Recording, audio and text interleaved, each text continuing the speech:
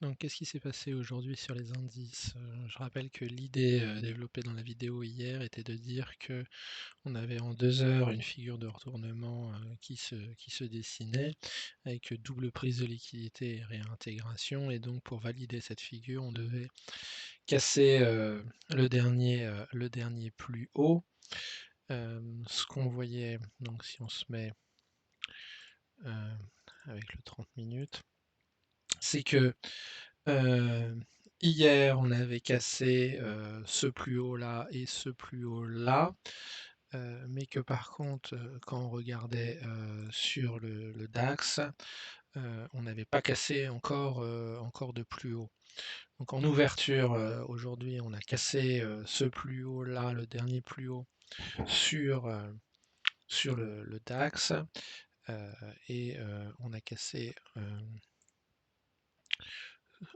ce plus haut là sur le CAC et donc normalement, on devait après avoir un retour, un pullback, pour, ensuite, pouvoir construire, on va dire, l'essentiel du mouvement, de hausse lié à cette figure de retournement. Hem, Si on regarde, donc on va mettre, en 30 minutes et en 5 minutes. Donc par rapport, à cette hausse, donc on est revenu, ici dans, la zone, des, 50, 61. Heu, donc théoriquement, on pourrait, repartir, à la hausse, hem, en 5 minutes. Hem Et on n'a pas de configuration, d'excès sur le 30 minutes, donc théoriquement on pourrait repartir.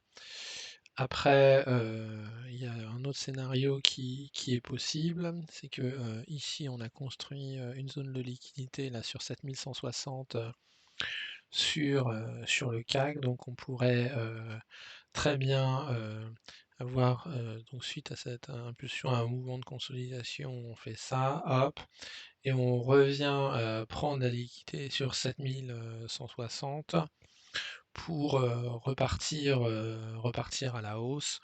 Donc ce qui veut dire que l'on aurait par exemple une baisse en début de séance, demain et après une hausse, qui s'ensuivrait. On a aussi, donc la possibilité de partir directement. Hem, si on regarde sur le DAX, hem, donc ici on est venu combler les déséquilibres. Hem,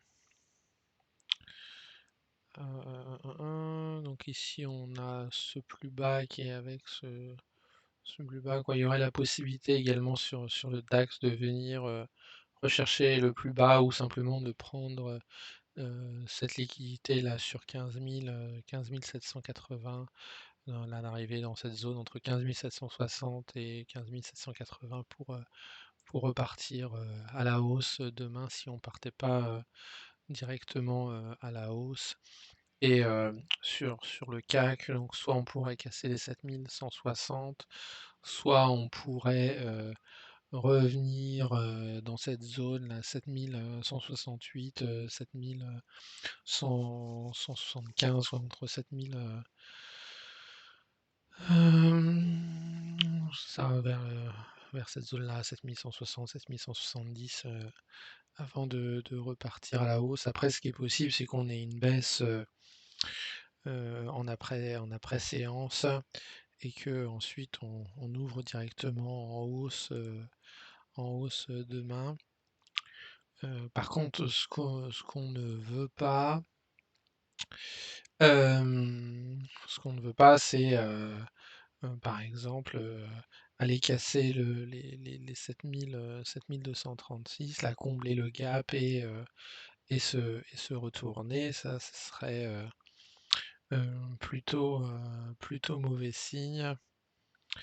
Hem Ce qu'on peut aussi se dire, c'est que par rapport aux US, euh, eux ont pas nécessairement cassé ce premier, quoi, ont pas nécessairement encore cassé le plus haut, donc ils peuvent casser ce plus haut en séance et ensuite réaliser leur pullback.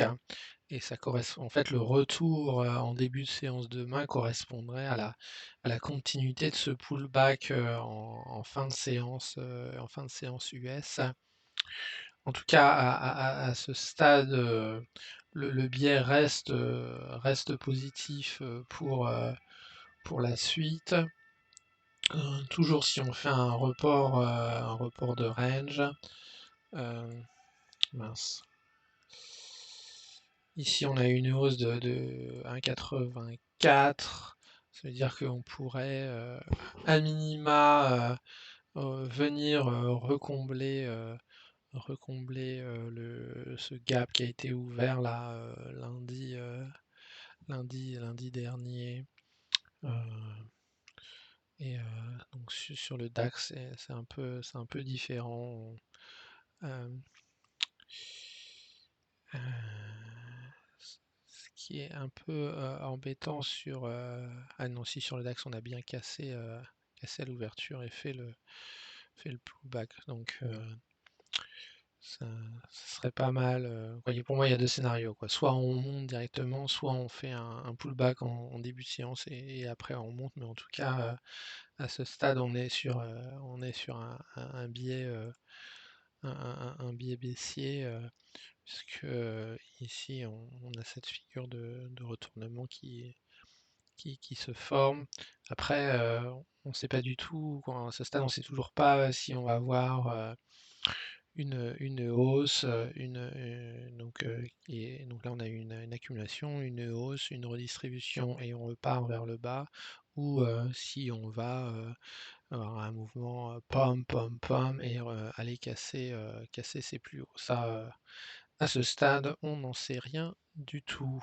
En tout cas, pour moi, c'est pas clair.